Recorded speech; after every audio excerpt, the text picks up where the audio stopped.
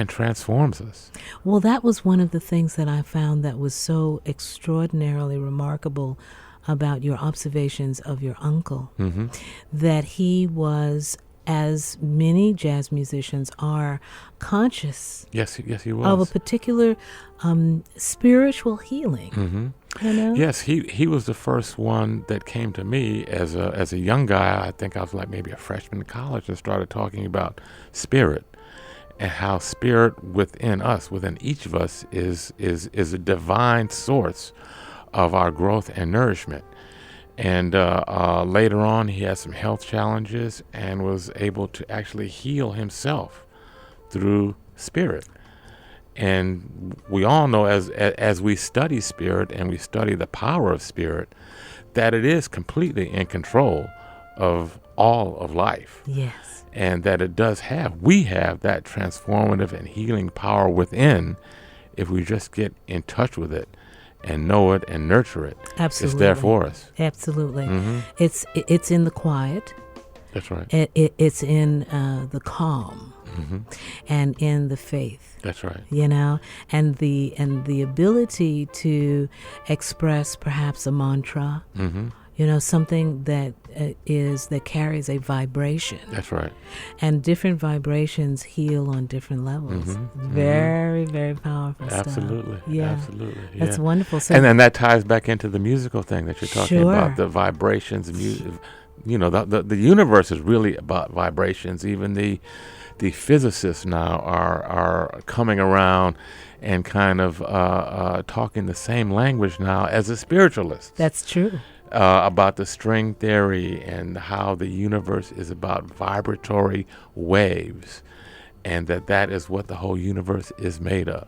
And they're demonstrating. I mean, you can go on a YouTube channel and put in vibrations and waves and see video after video that shows demonstrations, experiments where there's a sound that is emitted and there's a plate, kind of like a petri dish, with sand in it. And the vibrations form different patterns in the sand. And jazz and its calming music produces some of the nicest shapes and distinguished patterns in these particular experiments. On the other hand, maybe heavy metal, hard rock, those kind of things create sharp, jagged kind of patterns, you know, and also more of a harmful kind of vibration in the body. You know? Yeah, conflict. Yes. As opposed to harmony. That's exactly it. That's exactly And it. harmony really is our natural state. That's where we're supposed to be.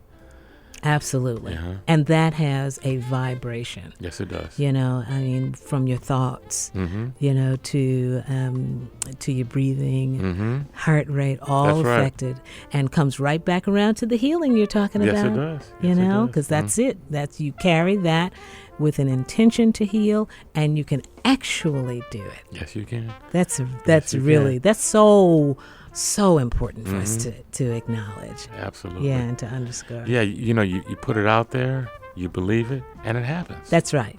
Yeah. It does. Yeah, it really does. It Yeah. really does. Uh-huh. Definitely, yeah.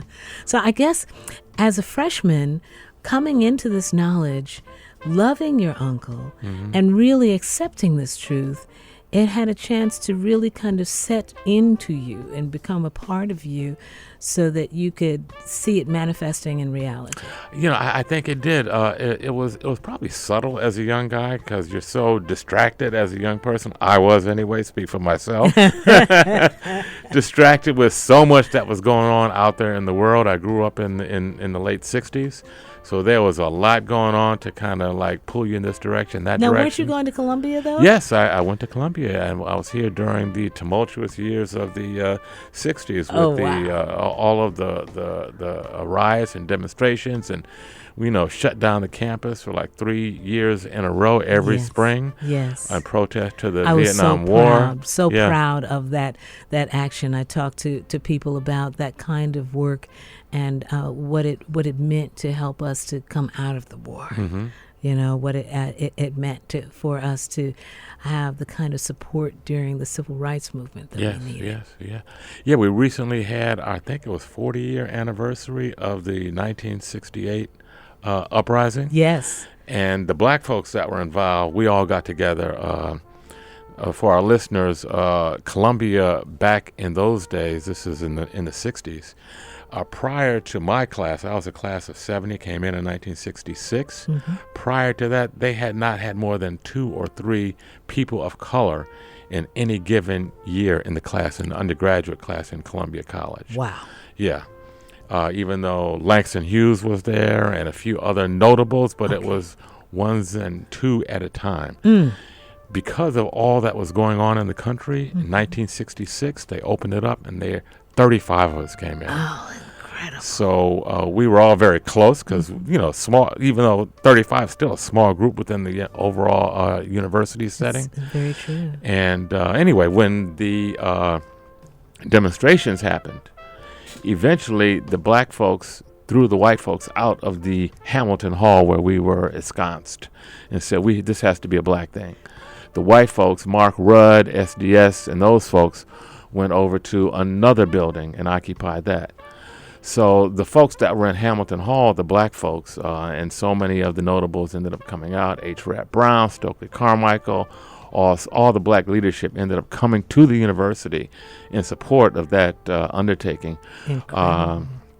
Anyway, we had our 40-year anniversary. I was there. I went. I went just to be a part of it. But I think maybe I was covering it at that time. It was amazing though. Yeah. Just the energy and the enthusiasm, and to see all the folks that are still here, still on the planet, still pressing forward with our agenda for empowerment and equality and equity.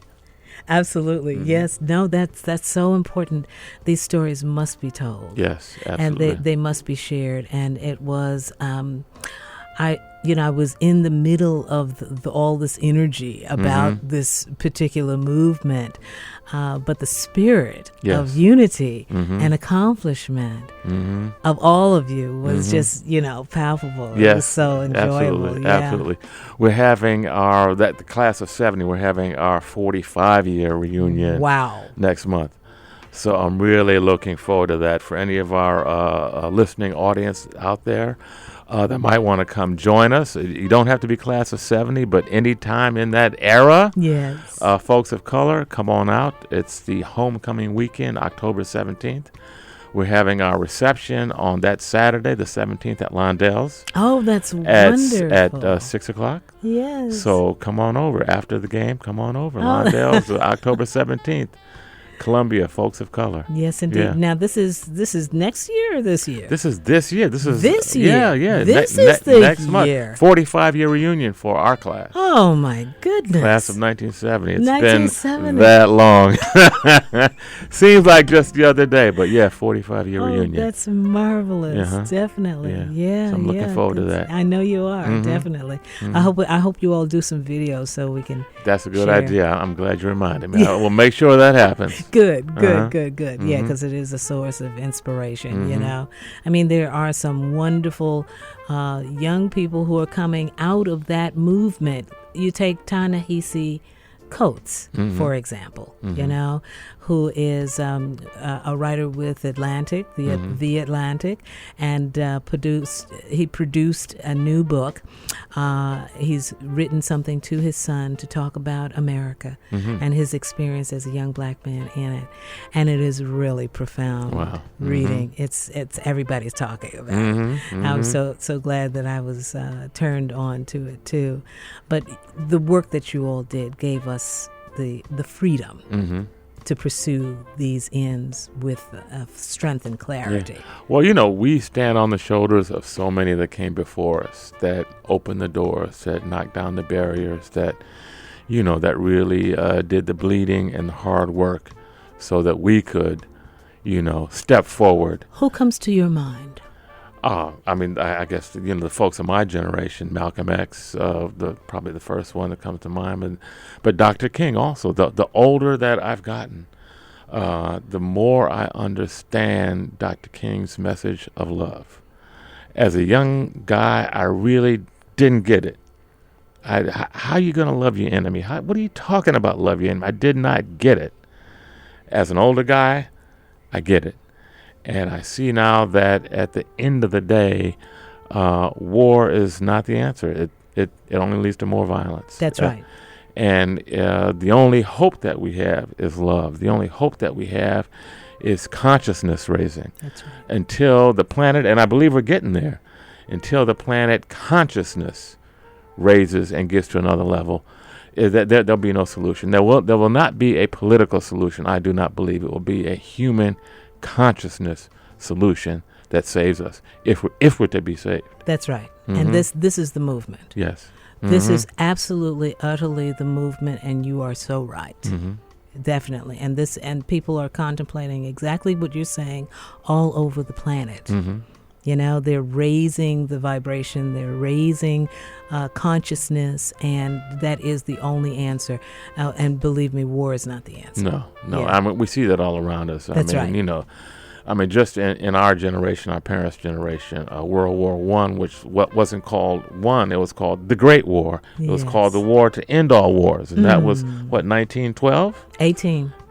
And 100 years later, we're still there. Yes. So, I That's mean, right. just in our recent vision, in our parents' history, we see how conflict after conflict after conflict, all it does is begets more conflict. That's right. That's right. Yeah. Yeah. You're absolutely right. So that's the solution. And I think that it ties right back to what it is that you're doing on Tuesday. Because out of the example, the courage, the preparedness, the camaraderie and unity, you have been able to do some very profound work, which contributes to the emergency broadcast team, but also is a part of taking the bold initiative to be a pioneer in the digital divide partnership. Well, you know, one of I initially got pulled into the WEBT team because of my background in communications. Okay. And I've been involved for 30 plus years in community communications, going back to the early days of cable TV. I'm old enough to remember when cable TV was brand new. And I did what we called guerrilla TV back then. When video was brand new, you'd say video and folks would say, what's that? Well, we did community programming when cable was brand new. I'm talking about back in the early 70s now. And then later in the 80s, there was a cable TV divide. The outer boroughs of New York had no cable TV. And then when they let out the franchises, the franchisees, the big corporations, redlined all of our communities because they said we couldn't afford it. So for the longest, we didn't have cable in our communities. Fast forward another 10, 15 years, and now there is an internet divide. Now broadband is the technology. And I'm really excited about broadband because now broadband is what delivers your internet. Broadband is the internet. And, you know, we're talking about consciousness raising and connecting folks. Broadband has the ability and is connecting the planet. It's connecting people with people, communities with communities. It's a global platform. It's a way for us to globally connect on an instantaneous basis with folks around the planet. Now, you made the fine distinction for me that broadband is not delivering internet, as I thought maybe, what are those cables, those fiber optic cables would deliver internet. But you say that broadband is actually internet. Yeah, well, broadband is really just a term of art, if you will, that refers to connectivity. And by broad, they mean it's wide. It has a big capacity. In the early days of the internet, you might remember we did it over the telephone. You had the dial-up modem. You had to wait, and you had to wait and wait. You know, called the worldwide wait by a lot of folks because it was so slow. That was the internet, but it was slow. When fiber optics came on the scene and we started getting fast connections, that became broadband as opposed to the narrow band of telephone. The broadband had much more capacity, therefore was much faster. Okay. So broadband refers to the high speed aspect of the internet. Oh, it does. You can get on the internet still with a slow device. If you got an old phone and you get on the internet, it can be very slow. That's true. That's not broadband. Broadband it can is be high slow speed. and interrupted, and, That's right. and really test your patience, or you just throw up. Throw yeah. your hands up Yeah. and say, "Oh no, Yeah. forget it." Yeah. I'll go on. Yeah. Let me go to the library Yeah. and get a book. But I'm happy to say that even though there is and continues to be a digital divide, our folks, people of color in this country, are ahead of the curve in adoption of smartphones and smart mobile devices. Okay. So that we have these devices in greater quantity than other folks, maybe partly because we can't all afford computers, which are more expensive, but we can afford a smartphone. So we have these devices, and we have the ubiquitous networks of not just the cell phones, but Wi-Fi, Right. which is really a liberating technology, I believe. Wi-Fi is a wireless broadband technology, unlicensed. So it's not regulated by the government. Well, the government has decided not to regulate it. Oh. And have opened it up. What was that? What was that litigation called? Oh, you're talking about the open internet, the net neutrality? Is that what? It was net neutrality. Okay, yeah. Net neutrality was a related issue. Wherein some of the big operators like AT&T and Verizon, Cablevision, Comcast were attempting to throttle and meter the internet. And a lot of it, I think, was probably brought on by one of the recent programming phenomena, Netflix, which was able to become the biggest programmer, bigger than Time Warner Cable in terms of programming, the biggest programmer with about 35 million subscribers without having their own network. They have no network. They have no network. No network of their own. And so the network operators were like getting crazy. How can these guys be out there with this market share delivering content over broadband, and they haven't invested in the network? We got to charge them. We got to get paid. We got to slow this juggernaut down. So that was one of the big impetuses behind the whole net neutrality discussion, in that the big guys wanted to charge extra money to the Netflix and other programmers like them in order to deliver their content to the end user. And if that happened, of course, the end user would end up being the one that paid that freight. Sure. The end user, and thereby the discrimination, again, where there will be those who will have access and those who will be denied because of the expense. Exactly. So you bring up the other point that I just wanted to mention, and that is that we have been working, and when I say we, I work with a business partner, Doug Frazier, and we have been working with our Digital Divide project for about 10 years now to bring free internet via Wi-Fi, free Wi-Fi to our communities. Because we believe that this resource is so precious and so critical, it should be made freely available.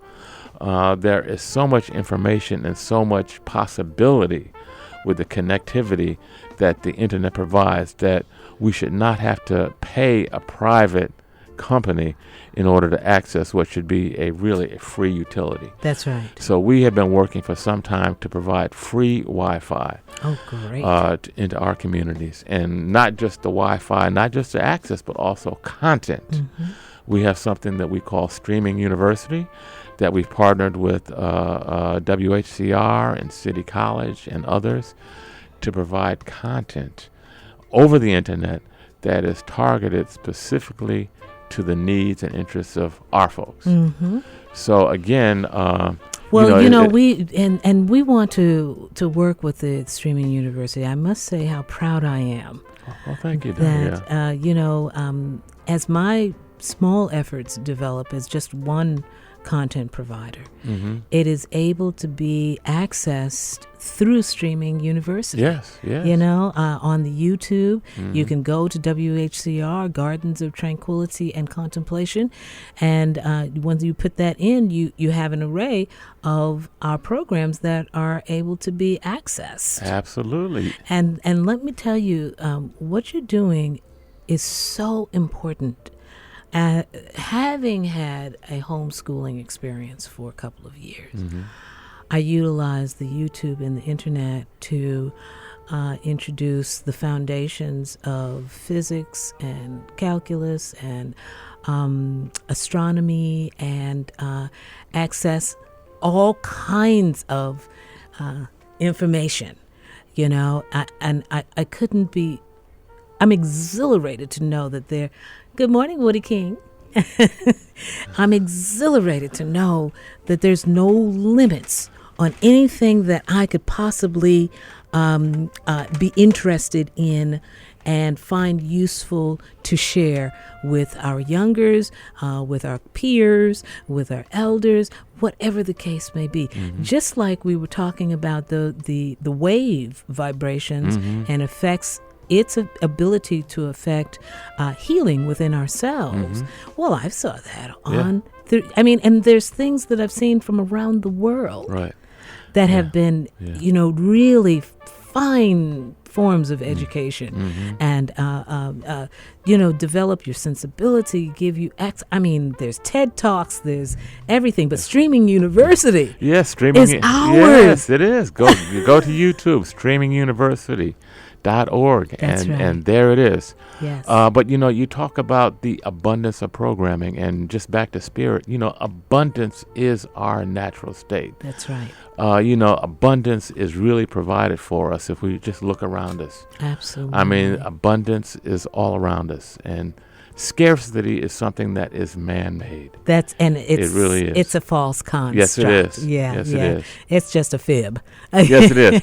So we are bringing the abundance of the internet, of information, of connectivity, and preparedness. And preparedness. Next Tuesday, this Tuesday coming up, Harlem State Office Building, 125th Street and 7th Avenue, Adam Clayton Powell Jr. Boulevard, from noon to 4 p.m. We're going to be out there talking about emergency preparedness. And I also just wanted to mention, I just got confirmation last night that our borough president, Gail Brewer, is going to be there. You talk about an activist. Yes, she is a true activist. That's right. Gail is great. She is not your run-of-the-mill politician. No, she is not. Gail Brewer. Go Gail. Yes, go Gail. She's been a big supporter of technology, of community technology, and of our efforts in particular for more than 10 years. Excellent. Back when she was in the city council, she started the committee on technology because she realized how important technology was to our communities. Yes. So she's helping to push that effort out, and she's going to be there on Tuesday at the Harlem Emergency Preparedness Day event. That's right. And we hope all of you out there in our listening audience will be there with us, noon to 4 p.m. Oh, good. Oh, Stuart, it's just, long overdue for us to sit down and have a conversation. Well, thank you, Dyear. This has been quite a pleasure. We got to do this again sometime soon. Yes, I absolutely agree. More healing and more consciousness about it, and combining it with technology. That is a real gift to the community. Yes, it is. Streaminguniversity.org. Don't forget. Okay, thank you. Thanks, okay, thanks, Dyear.